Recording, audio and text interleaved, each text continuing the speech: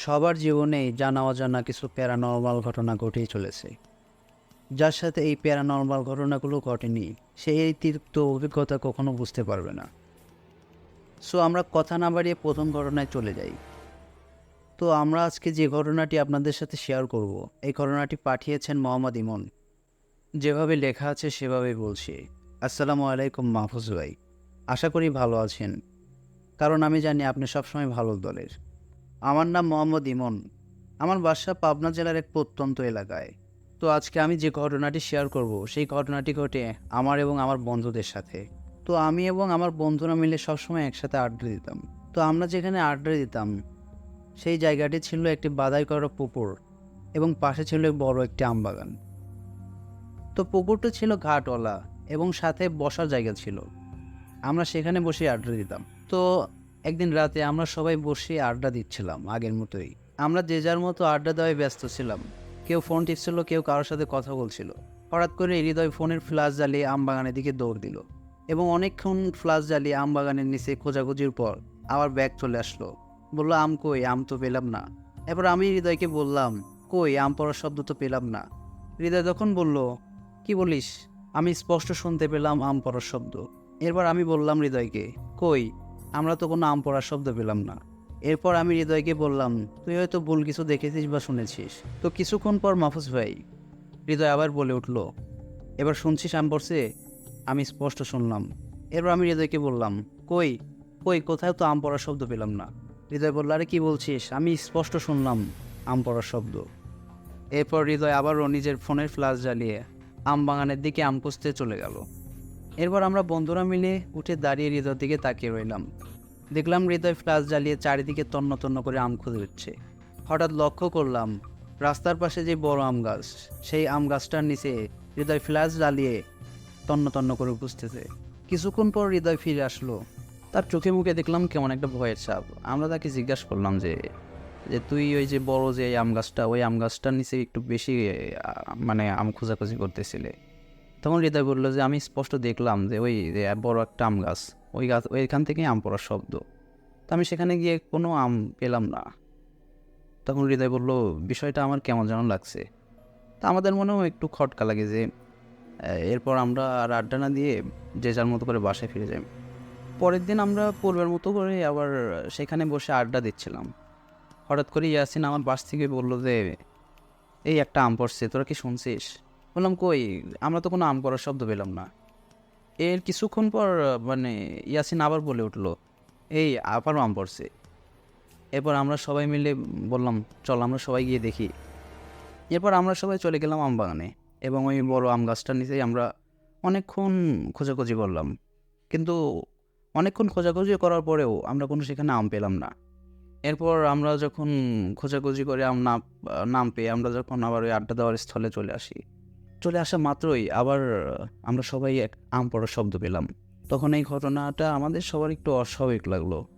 আমরা সবাই একটু ভয় পেয়ে গেলাম। আম বাগানের নিচে আর কেউ আম খুঁজতে গেলাম না। এর কিছুক্ষণ পর আমার দুজন বন্ধু সয়িফ আর নয়ন এরা আসলো এবং আমরা তাদেরকে সেই ঘটনাটি খুলে বললাম। তো তো এই ঘটনাটি তারা শুনে বলল যে, কি বলছিস, এই সময় ভূত আবার কি?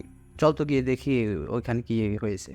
তো আমরা সবাই একসাথে গেলাম এই বড় আম গাছটার নিচে এবং যা দেখি যে কয়েকটি মানে আমের আটি পড়ে রয়েছে এবং ও মাত্রই একটি বাদুড় উড়ে গেল। তো তখন তারা বলল যে, দেখছিস, ভূত বলতে আবার কি? এই বাদুড়ের ভয়ে তোরা এরকম করছিলি এতক্ষণ। এরপর আমরা সবাই সেখান থেকে চলে আসলাম। এসে স্বাভাবিকভাবেই আগের দিনের মতো আড্ডা দিতে শুরু করলাম। আড্ডা দিতে দিতে এক পর্যায়ে আমরা সবাই যে যার বাড়িতে চলে গেলাম। তো সেই দিন রাতে নয়ন ঘুমিয়েছিল। হঠাৎ করেই সে একটা দুঃস্বপ্নে তার ঘুম ভেঙে যায় এবং সে অনুভব করে তার জানালার পাশে একটা কি যেন অস্তিত্ব। আপনার গরুকে জবাই করলে যে একটা আওয়াজ হয়, ওই রকম একটা আওয়াজ হচ্ছে। নয়ন বুঝতে পারলো যে তার সাথে যেটা ঘটতেছে সেটা খুব খারাপ একটা জিনিস ঘটতেছে। তো নয়ন এতটাই ভয় পেয়ে যায় যে যে চিৎকার দিয়ে তার বাবা মাকে ডাকবে সেই শক্তিটাও সে নয়ন পাচ্ছিল না। এর কিছুক্ষণ পরে একটা আজানের শব্দ ভেসে আসে এবং সাথে সাথে সব কিছু স্বাভাবিক হয়ে যায়। নয়ন সকাল হওয়া পর্যন্ত বসে থাকে এবং ঘুমায় না সেদিন আর। তো মাহফুজ ভাই, ঘটনা এখানেই শেষ হলে পারতো, কিন্তু ঘটনা এখান থেকেই শুরু। পরের দিন নয়ন আবার একটা দুঃস্বপ্নে নয়নের ঘুম ভেঙে যায়। বলে রাখি, নয়নদের যে ঘর ছিল সেই ঘরটা ছিল হচ্ছে টিনের তৈরি। তো টিনের তৈরি ঘরের বাঁশের তৈরি ডাব থাকে। তো নয়ন লক্ষ্য করলো বাঁশের ওই ডাবের উপর কে যেন একটা সাদা অবয়ব বসে আছে এবং তার দিকে এক দৃষ্টিতে তাকিয়ে আছে। নয়ন আর এইগুলো সহ্য না করতে পেরে একটা চিৎকার দিয়ে সেখানে জ্ঞান হারায়। এরপর নয়নের যখন জ্ঞান ফেরে তখন নয়ন দেখতে পায় যে তার বাসার সবাই তার পাশে বসে আছে। এরপর নয়ন তার আব্বুকে জিজ্ঞেস করে, আব্বু এরকম বাসার সবাই আমার পাশে এরকম করে বসে আছে কেন, কী হয়েছে? তখন নয়নের আব্বু বলে যে রাত 1:30 থেকে 2টার এর মধ্যে তোর ঘর থেকে জোরে একটা চিৎকারের আওয়াজ পেলাম। এরপর দরজা ভেঙে দেখলাম যে তুই এরকম অজ্ঞান অবস্থায় পড়ে রয়েছিস। এরপর নয়ন তার সাথে ঘটে যাওয়া সমস্ত ঘটনাগুলো তার আব্বাকে খুলে বলল। তার আব্বা এই ঘটনাগুলো শুনে বলল যে এরপর নয়নের আব্বা নয়নকে রাতের বেলা একা একা চলাফেরা করতে নিষেধ করে দেয়। আর পরের দিন সকালবেলা শুনতে পাই যে সোয়েবের নাকি অনেক জ্বর। এরপর আমরা সবাই সোয়েবের বাসায় যাই এবং তাকে জিজ্ঞেস করি যে তার এরকম হঠাৎ জ্বর আসার কারণ কি, এবং সোয়েব আমাদের বলে যে তার সাথে নয়নের সাথে যে ঘটনাটি ঘটে তার সাথে অনুরূপ একই ঘটনাটি ঘটে। এরপর থেকেই সোয়েবের জ্বর আর কি। সোয়েব আমাদের যেটা বলে যে ও ঘুমিয়েছিল, হঠাৎ রাত 2টা কিংবা 2:30টার দিকে ওর একটা বাজে স্বপ্নে ঘুম ভেঙে যায়। তো ঘুম ভেঙে যাওয়ার এক পর্যায়ে ও লক্ষ্য করে ওর পায়ের সামনের দিকে একটা সাদা অবয়ব দাঁড়িয়ে আছে এবং ওকে কিছু একটা বলতে চাচ্ছে। এইটা সোয়েব মানে সহ্য না করতে পেরে একটা চিৎকার দিয়ে জ্ঞান হারায়। এরপর সোয়েবের আব্বু ঘটনাটি শুনে একটা বড় হুজুরের কাছে যান। এরপর হুজুরের কাছে গিয়ে মানে সমস্ত যে ঘটনাগুলো ঘটে সেগুলো খুলে বলে। এরপর হুজুর ঘটনাটি শুনে বলে যে ওই যে বড় আম গাছ, ওইখানে একটা ভালো জিন থাকে, ওইখানে এসে চলাফেরা করে। আর আমরা নাকি ওইখানে আড্ডা দেওয়ার কারণে তার খুব একটা অসুবিধা হচ্ছিল, এই জন্য সে আমাদেরকে সতর্ক করার জন্য এমন করতেছে আর কি। আমরা যদি ওই আম বাগানের ওইখানে আবার আড্ডা দিই বা ওইখানে যাই, তখন নাকি সে আমাদের অনেক বড় ক্ষতি করবে। এরপর বড় হুজুর আমাদের কিছু পানি পড়া এবং ঝাড়ফুঁক দিয়ে দেয়। এরপর থেকে আমরা আর ওইখানে আড্ডা দিই না এবং সব কিছু স্বাভাবিক হয়ে যায়। তো এই ছিল আমার ঘটনা মাহফুজ ভাই, যদি ভালো লাগে ঘটনাটি পড়ে শোনাবেন। তো প্রিয় লিসেনার, আমরা চলে যাব পরবর্তী ঘটনায়। ঘটনাটি শেয়ার করেছেন আমাদেরই মডারেটর মোহাম্মদ নয়ন। তো আমরা নয়নের মুখ থেকে ঘটনাটি শুনব। ধন্যবাদ মাহফুজ ভাই আমাকে গল্পটি বলার সুযোগ করে দেওয়ার জন্য। আসলে যে ঘটনাটি বলতে যাচ্ছি সেটা ঘটেছিল, সালটা ছিল 2012 সাল। তখন আমি ক্লাস 7-এ পড়ি। তো একদিন দুপুরবেলা আমার আম্মু আমাকে বলল যে তোর খালা তোকে কল দিছে তোর খালাদের বাড়িতে যাওয়ার জন্য, কিছু পিঠাপুলি রান্না করছে, বানিয়েছে, কিছু খেয়ে আসতে আর আমার জন্য কিছু নিয়ে আসার জন্য। আমার আম্মু পিঠা খেতে অনেক ভালোবাসতো। তো আমি কিছু না ভেবে বললাম ঠিক আছে যাবো না। তো আমি বিকেলের দিকে রওনা দিলাম। তো আমি ভাবছিলাম কি মানে সকাল সকাল যাওয়ার পরে আবার সকাল সকাল চলে আসবো, দিন থাকতে থাকতে যাওয়ার পরে দিন থাকতে থাকতে চলে আসবো। তো এক পর্যায়ে আমি রওনা হলাম, সঙ্গে কোনো মানে টর্চ জাতীয় কোনো কিছু, মোবাইল এগুলো কিছুই নিই নেই। তখন আমার একটা বাটন ফোন ছিল, আমি সেটাও নিছিলাম না। তো আমি গেলাম, যাওয়ার পর খালা পিঠা বানালো, অনেক কিছু রান্না করলো। তো এগুলো খাওয়া দাওয়া করতে করতে, তাদের সময় দিতে দিতে, আড্ডা দিতে দিতে আমার ফিরতে ফিরতে মানে সন্ধ্যার একটু পারই হয়ে যায় আর কি। সেই সময়টা ছিল শীতকাল। সন্ধ্যার পর পরই মাহফুজ ভাই আপনি তো জানেন যে শীতকালে সন্ধ্যার পর পরই অনেকটাই মানে ঘন কুয়াশায় ঢাকা হয়ে যায়, মানে চারপাশে কোনো কিছু সেরকমভাবে দেখা যায় না ক্লিয়ারভাবে। তো এক পর্যায়ে আমি তখন আসতে চাইলাম, তো খালা আমাকে বারণ করলো, বললো কি যে রাত হয়ে গেছে, এখন আর তোর যাওয়া লাগবে না, তুই কালকে সকালেই যাস। তো আমি বললাম কি না, আমার সকালে কোচিং আছে, আমি সকালে কোচিংয়ে যেতে পারবো না, কোচিং মিস গেলে সমস্যা, স্যার অনেক বকাবকি করে। তো এক পর্যায়ে আমি অনেক জোরাজোরি করে আমি সেখান থেকে বের হয়ে আসতে চাইলাম। তো খালা আমাকে কিছু পিঠা দেয় আর অনেক কিছু দিয়ে দেয়, বলে কি যে তোর আম্মুকে যে দিস।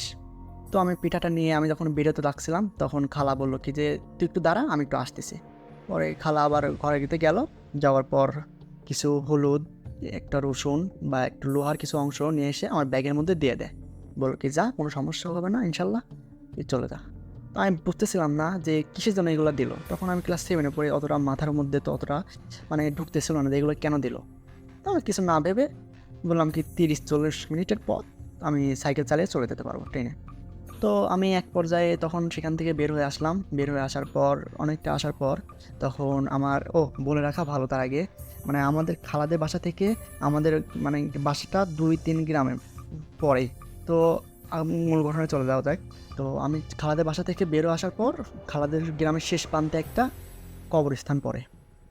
তো কবরস্থানের সামনে আসার পর আমি অনেকটাই ভয় লাগলাম, কারণ জায়গাটা ছিল অনেক গহীন, মানে জঙ্গলের মতো আর কি একটু। তো আসার পর আমার সাইকেলের চেনটা পড়ে যায়। আচ্ছা, সাইকেলের চেনটা পড়ে যাওয়ার পর আমি স্বাভাবিকভাবে নিলাম। তখন নেওয়ার পর আমি সাইকেলের চেনটা তুলে আবার যখন একটু মানে কিছুক্ষণ যাওয়ার পর 1 থেকে 3 মিনিট হবে না, আবার গেছি, আবার চেনটা পড়ে যায়। তো আমি আবার স্বাভাবিকভাবেই তুললাম সেটা। তখন পর্যন্ত আমার কোনো কিছু মনে হচ্ছিল না। তো আমি তোলার পর আবার কিছুটা যাওয়ার পর আবার চেনটা পড়ে যায়। তখন আমি অনেকটাই ভয় পেয়ে গেলাম মাহফুজ ভাই, যে কী হচ্ছে আমার সাথে। সাইকেলটা অনেক ভালো, আমি যাওয়ার পথেও স্বাভাবিকভাবে গেছি, সাধারণভাবে আবার ফিরে আসছিলাম। তো আসার পথেই মানে আমার সাথে এগুলো ঘটতেছে, বারবার চেন পড়ে যাচ্ছে। তখন আমি কিছুটা ভয় পেলাম যে কি হচ্ছে এগুলো আমার সাথে। তো আমি আবার তাড়াহুড়া করে তুলে আবার আসতে লাগলাম। আসার পর কিছুটা আসার পর রাস্তার একটা পাশে, রাস্তার সেটা মোড় ছিল মাহফুজ ভাই, মোড়ের পাশে একটা বট গাছ ছিল, অনেক পুরাতন বট গাছ। তো বট গাছের কাছাকাছি আসতেই আমার দাদা দাদির কাছে শুনেছি যে এই বট গাছটাতে নাকি অনেক মানুষ অনেক কিছু দেখতো। মাহফুজ ভাই, আমি যখন বট গাছের কাছে পৌঁছে গেলাম তখন আমার মনে হচ্ছিল সাইকেলটা অনেক যেন কেমন যেন ভারী হয়ে গেল। সাইকেলটা আমি তখন এগোতেই পারছিলাম না, এমনটা মনে হচ্ছিল যে আমার সাইকেলের পিছনে কেউ একজন বসে আছে, যেমন একটা মানুষের ভারী অনুভব করা যায় না, সেরকমটা। তো অনুভব করার সাথে সাথে আমি পিছনে লক্ষ্য করলাম, তাকালাম ফিরে, দেখলাম কি কেউ নেই। তো আমার তখন একটু ভয় ভয় করতে লাগলো। পরে আমি মানে 30-40 মিনিট পথ মাহফুজ ভাই, আমার এতটাই মানে সময় লাগতেছিল, দীর্ঘ সময় লাগতেছিল, আমি এগোতেই পারতেছিলাম না। মানে সময়টা লক্ষ্য করছিলাম যে আসলে অনেক সময়টা লাগছিল তখন ওইটুকু পথ আসতে আমার। তো আমি কেমন জানি একটা অস্থিরতা ফিল করলাম, আমার গাটা অনেক ঘেমে যাচ্ছে। তো আমি অনেক কষ্টে তখন সাইকেল নিয়ে চলে আসতে লাগলাম। তো কিছুটা আসার পর আমি লক্ষ্য করলাম যে রাস্তার পাশে কোনো একটা কালো ছায়া দাঁড়িয়ে আছে, মানুষের যে আকৃতি থাকে না মামুস ভাই, মানে সেরকম একটা আকৃতি দাঁড়িয়ে আছে। আচ্ছা, তো দাঁড়িয়ে থাকার পর আমি তখন ওইটা দেখে আরও বেশি ভয় পাই। তখন আমি আরও দ্রুত সাইকেল চালাতে লাগলাম। চালানোর পর এইভাবে আমি বাড়িতে পৌঁছালাম। বাড়িতে পৌঁছানোর পর আম্মু আমাকে জিজ্ঞেস করলো যে ফিরতে তোর এত রাত হলো কে? আমি বললাম কেন এত রাত হবে, 30-40 মিনিটের পথ আসতে আমার মিনিমাম কত লাগবে, 8টা বাজবে তো হয়তো না। তো আম্মু বললো তুই একটু ঘরের দিকে তাকিয়ে দেখ কত বাজে।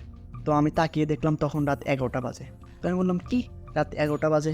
তো আমি কিছুটা অবাক হয়ে গেলাম আসলে, কারণ আমার সাথে অনেকগুলো ঘটনা ঘটে গেছে। তখন পর্যন্ত আমি মাকে কিছু জানাইনি। তো না জানিয়ে আমি তখন অনেক দূর থেকে এসেছি, একটু হাত মুখ ধুয়ে ফ্রেশ হয়ে আমি শুয়ে পড়লাম, কারণ আমি খাওয়া দাওয়া কখন করি নাই, খাওয়া দাওয়া করেই আসছিলাম। তো শুয়ে পড়লাম। শুয়ে পড়ার পর তখন আমার ঘুমাতে ঘুমাতে 12:30 বেজে যায়। তো আমি গভীর রাত বলতে তখন 3টা বাজে, রাত হয়তো আনুমানিক 3টার দিকে আমার অনেকটাই জ্বর আসে। আমি অনুভব করলাম আমার অনেকটাই জ্বর শীত করতেছিল, জ্বর আসে। জ্বর আসার এক পর্যায়ে আমি অনেক কষ্ট ওইভাবেই রাত পার করলাম।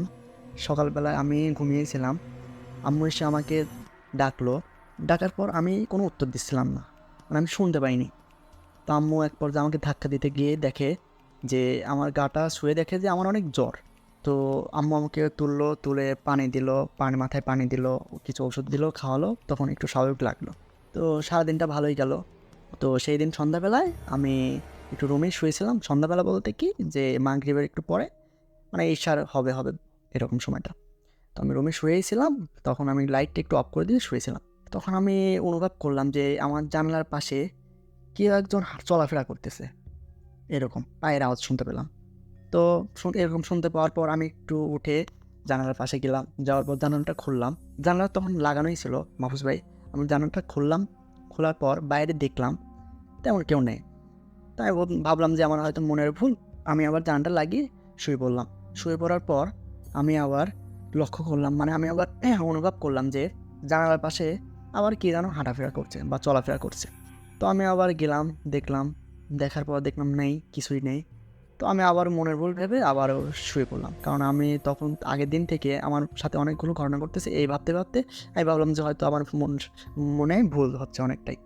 তো আমি ফের আবার মানে লক্ষ্য করলাম ভালোভাবে যে আসলেই হয়তো কেউ একদম চলাফেরা করতেছে।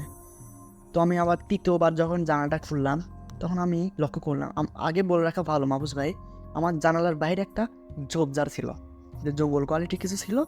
তো আমি সেদিকে লক্ষ্য করলাম যে কয়েক গজ দূরেই একটা কালো ছায়ামূর্তি মানে এদিক থেকে ওদিক খালি যাওয়া আসা চলাফেরা করতেছে। তো আমি এটা দেখে অনেকক্ষণ দেখলাম, দেখার পর দেখলাম কি সেরকমটাই স্বাভাবিকভাবে খালি চলাফেরাই করতেছে। আমি তখন ভয় পেয়ে গেলাম। ভয় পাওয়ার পর আমি সাথে সাথে মানে জানলাটা অফ করে দিয়ে রুমের মধ্যে চলে আসলাম। আসার পর আমি আম্মুকে গিয়ে রুমে ডাকলাম। তখন আমি মানে এতটাই ভয় পেয়ে গেছিলাম যে আমার সাথে কী হচ্ছে এগুলো। তো আমি আম্মুকে ডাকার পর আম্মুকে সব কিছু খুলে বললাম। সব কিছু খুলে বলার পর মানে আগের দিন যেটা ঘটছে, তারপরের দিন পর্যন্ত অনেকগুলো ঘটনা ঘটছে, আমি আম্মুকে সব কিছু খুলে বললাম। খুলে বলার পর আম্মু আমার দাদিকে ডাকলো, দাদি আসলো। আমার দাদি অনেকটা পরহেজগার ব্যক্তি ছিলেন, তিনি নামাজ কালাম পড়তেন। তিনি আমাকে সব কিছু ঘটনা শোনার পর তিনি আমাকে ঝাড়ফুঁক করে দেন। করে দেওয়ার পর আমাকে লোহা পড়া পানি খাওয়ান। মানে আমাদের দিকে প্রচলিত আছে যে মানে কেউ যদি ভয় পেয়ে থাকে, যদি লোহা পড়া পানি খায় সেটা ঠিক হয়ে যায়। পরে আমার দাদি আমাকে লোহা পড়া পানি খাওয়ালো। খাওয়ানোর পর অনেক ঝাড়ফুঁক করে দিল। তো তৎক্ষণাৎ সেই রাতটুকু আমার ভালো হয়ে গেল। ভালো হয়ে যাওয়ার পর পরের দিন থেকে আবার আমার জ্বর কন্টিনিউ হতে লাগলো। তো এক পর্যায়ে সন্ধ্যাবেলায় আবার আগের দিনের ঘটনায় আমার সাথে ঘটলো। তো আমি আবার জানালাম আম্মুকে, দাদিকে। তো আম্মু বলল কি ঠিক আছে, আর দাদির সাথে পরামর্শ করে বললো কি ঠিক আছে, তাহলে তোকে দেখি কালকে একটা হুজুরের কাছে নিয়ে যাব। তো এই বলে আমাকে বললো কি যা তুই তাহলে ঘুমা, তুই যদি রাতে কোনো কিছু দেখিস উঠবি না, কোনো কিছু আওয়াজ টাওয়াজ পেলে উঠবি না। তো আমিও আগের দিনের মতোই শুয়ে পড়লাম। শুয়ে পড়ার পর এক পর্যায়ে আবার সেই একই ঘটনা ঘটতে লাগলো আমার সাথে, তবুও আমি উঠলাম না।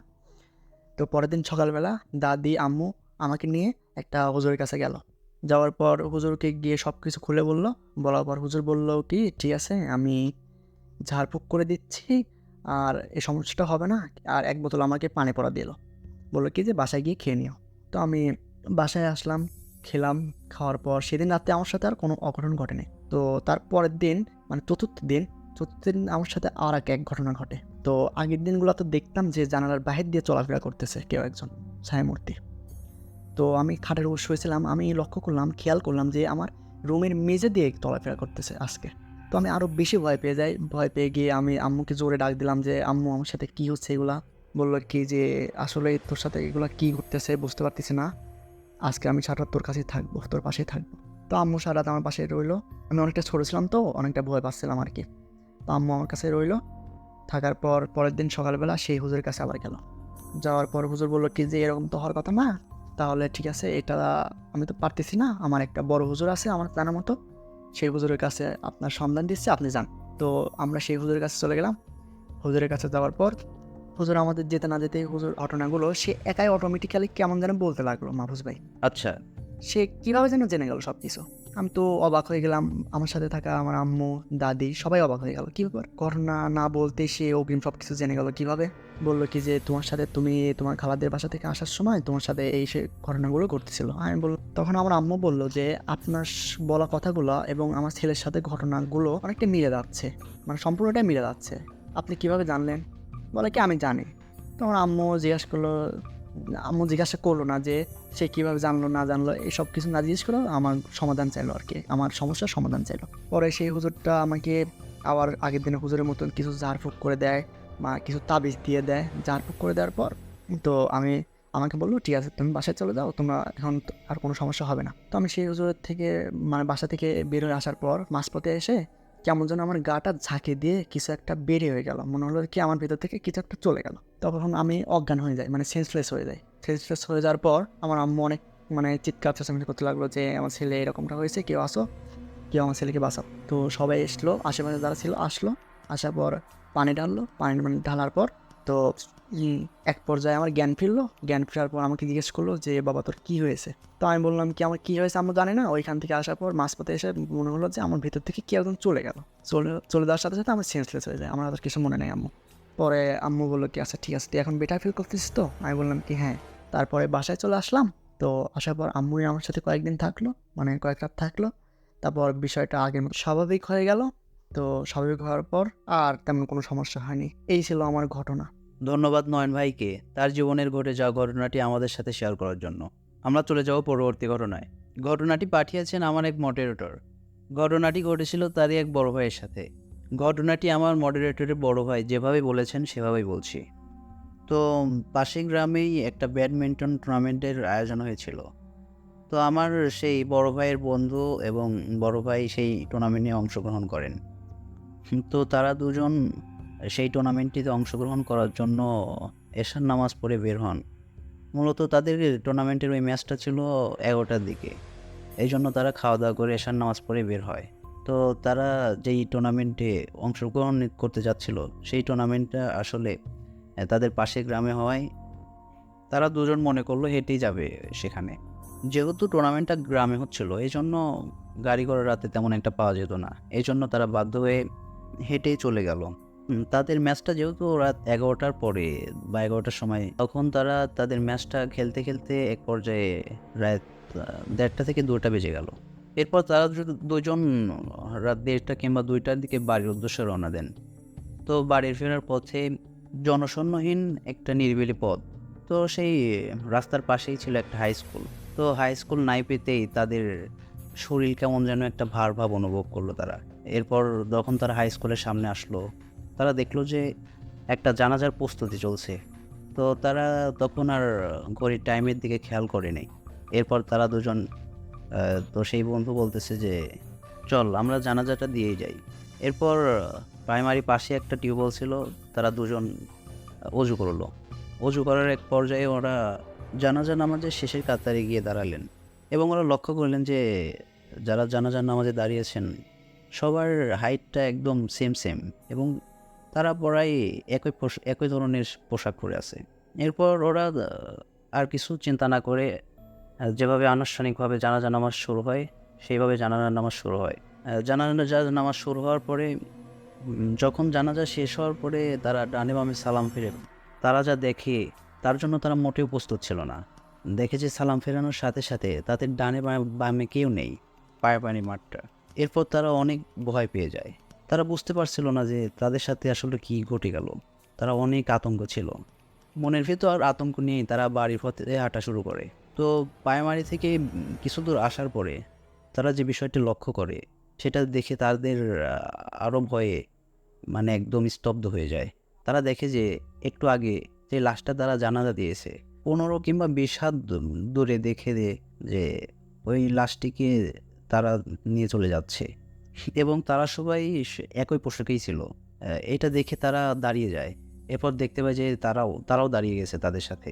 এরপর তারা দুজন আস্তে আস্তে পেঁচাতে শুরু করে। আসলে ভয়ের বিষয়টা এখানেই যে তারা পেঁচাচ্ছে, লাশটাও যেন তাদের যে 15-20 হাতের একটা দূরত্ব ওই একই দূরত্বের থেকে যায় আর কি। এরপর তারা দুজন তাদের গ্রামে যাওয়ার যে একটা বিকল্প রাস্তা ছিল ওই রাস্তা ধরে হাঁটা শুরু করে এবং অনেক দোয়া কালমা পড়তে থাকে। তারা ভয়ে একদম শেষ প্রায়। কিছু দূর যাওয়ার পরেই তারা আবার দেখতে পেল যে 15-20 হাত সামনে আবার ওই লাশটা নিয়ে তারা যাচ্ছে। এটা দেখে তারা হতভম্ব হয়ে যায়।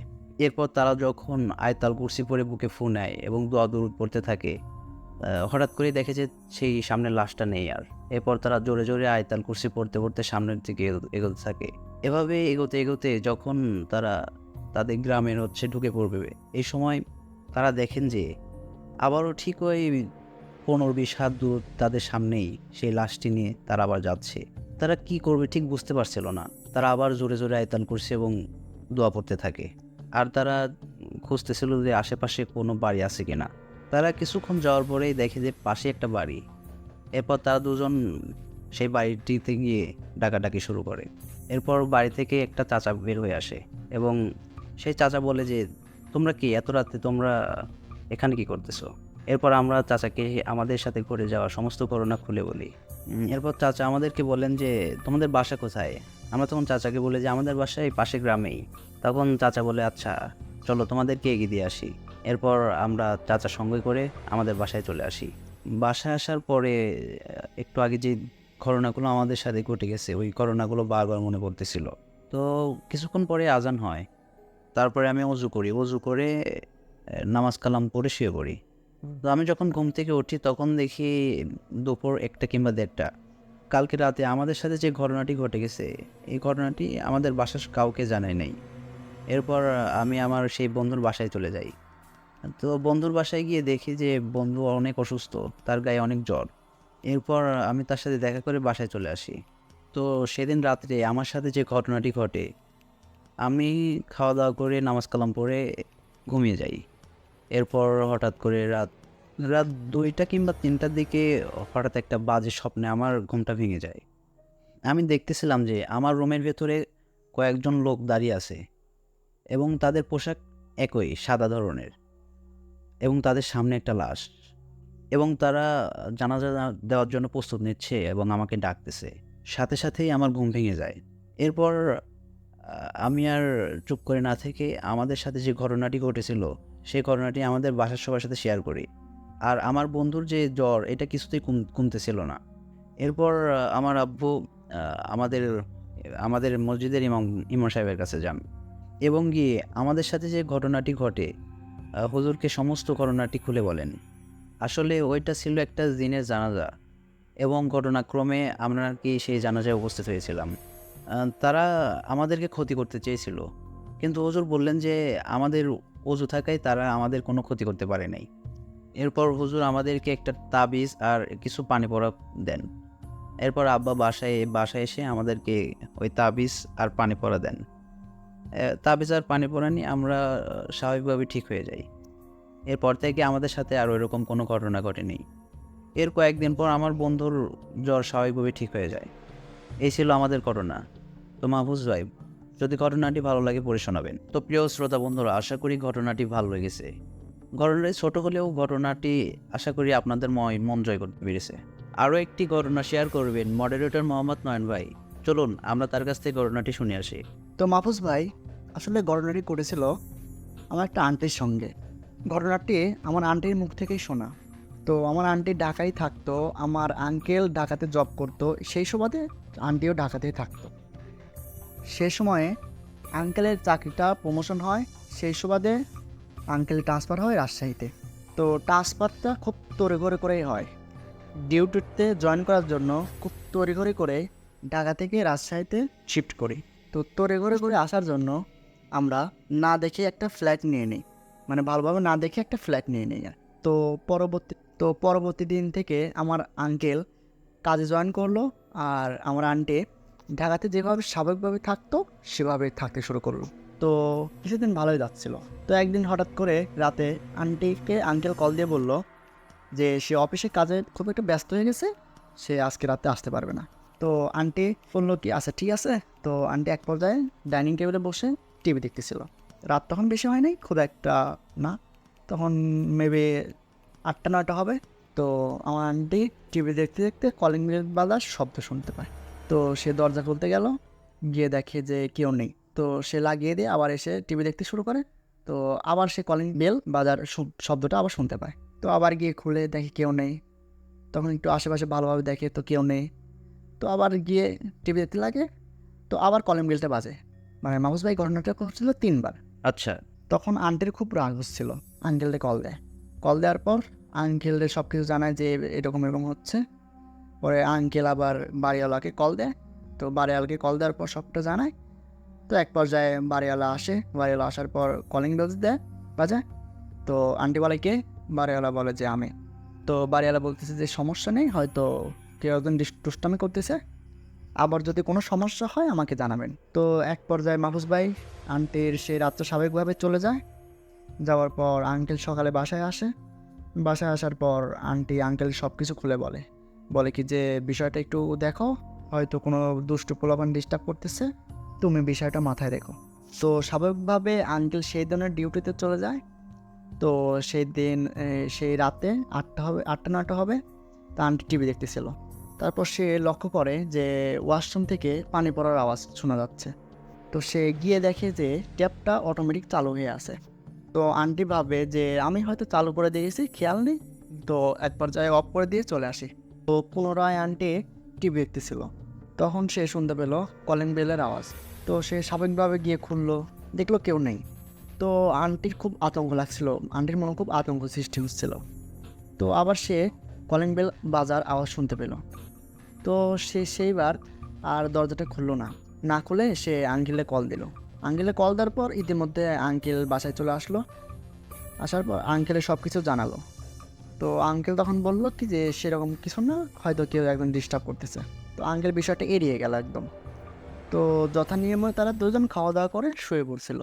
তো ঘুম আসছিল, এমন তো অবস্থা হঠাৎ করে জানলার উপর মানে বাড়ি লাগার অনেকটা হাতের থাবার একটা আওয়াজ আসে। তো আমরা দুজনেই চমকে উঠে খাটের উপরে গুটিসুটি হয়ে বসে পড়ে। তারপর একটা মৃদু কণ্ঠের কান্নার আওয়াজ ভেসে আসে, মানে সেটা বোঝা যাচ্ছিল আর কি একটা মেয়ের। তো আঙ্কেল অনেকটা সাহসী ছিল, সে নামাজ কালাম পড়তো, সে আয়তাল কুরসি পড়তে লাগলো এবং অনেকগুলো দোয়া দৌড়ছিল ওইগুলো পড়তে লাগলো। আস্তে আস্তে কান্নার আওয়াজটি মানে বাতাসের সাথে একদম মিশে গেল। তো সেই রাতে তারা লাইট জ্বালিয়েই শুয়েছিল। তো পরের দিন বাড়িওয়ালাকে সব কিছু জানানোর পর বলে কি যে আমাদের রুমটা চেঞ্জ করে দিতে হবে, আমাদের এই রুমে থাকা সম্ভব না। তো বাড়িওয়ালা তার হোস্টেলের আরেকটা ফ্লাইটে তাদেরকে শিফট করে দেয়, মানে আমার আন্টিদেরকে শিফট করে দেয়। তো সেই দিন আঙ্কেল ছুটি নিয়েছিল, আগে যে ফ্ল্যাটটাতে থাকতো সব ওই ফ্ল্যাট থেকে সব জিনিসপাতি মানে যে রুমে শিফট করলো, যে ফ্ল্যাটে শিফট করলো ওই ফ্ল্যাটে নেওয়ার জন্য। তো নতুন রুমে আসায় তাদের আর কোনো সমস্যা হয় না। তো সে স্বাভাবিকভাবে পরের দিন থেকে আবার ডিউটিতে জয়েন করে। তো সেই দিন আন্টি একাই বাসায় ছিল। তো বাসায় থাকার পর সে বাসার সব কাজ কাম সেরে সে একটু রেস্ট নিচ্ছিল বসে। তারপর সে ওয়াশরুমের আবার সে আগের দিনের মতোই সে ওয়াশরুমে ট্যাপে পানি পড়ার আওয়াজ শুনতে পায়। তো সে আর গেল না, ট্যাপটা বন্ধ করতে গেল না। তো এক পর্যায়ে সে দেখলো কি যে অটোমেটিক একাই পানির আওয়াজটা মানে বন্ধ হয়ে গেল, পানি পড়ার আওয়াজটা বন্ধ হয়ে গেল। তো মাহফুজ ভাই আসলে ফ্ল্যাটের মধ্যে তো দিন রাত তেমন একটা বোঝা যায় না। তো আন্টি সেই দিনটা অনেক মানে খারাপই কাটে, অনেক ভয়াবহতার মধ্যে কাটে।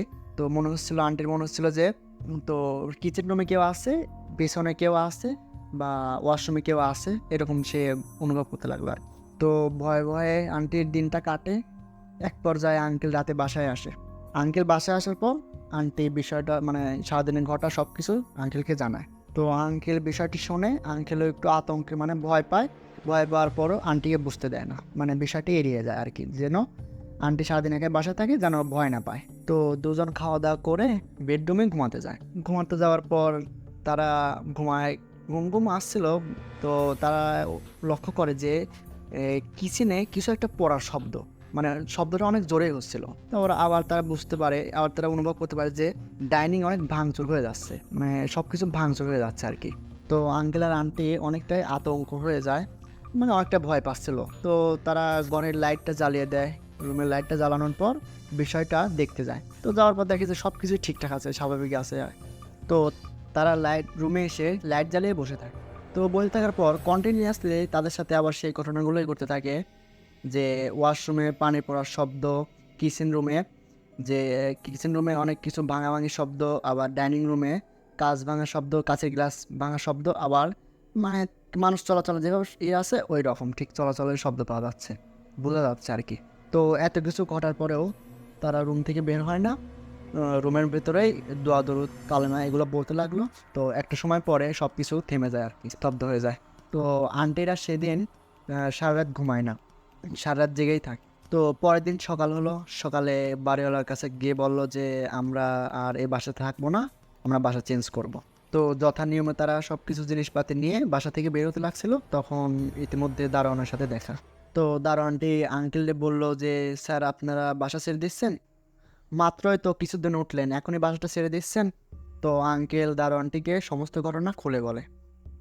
তো দারোয়ানটি আঙ্কেলকে বলে যে স্যার আপনারা আসার আগে কয়েক বছর আগে এই ফ্লাইটে একটা দম্পতি আসছিল, কিছুদিন পর দেখা গেল যে ফ্লাইটে তার হাজবেন্ড নেই, কিন্তু তার ওয়াইফের লাশ ছিল ফ্যানের সাথে। তারপর থেকে এই ফ্ল্যাটে কিছু অস্বাভাবিক ঘটনা ঘটতে থাকে। তো পরে আমার আঙ্কেল আর আন্টি অন্য ফ্ল্যাট দেখে নেয়, তো এখন তারা ভালোই আছে।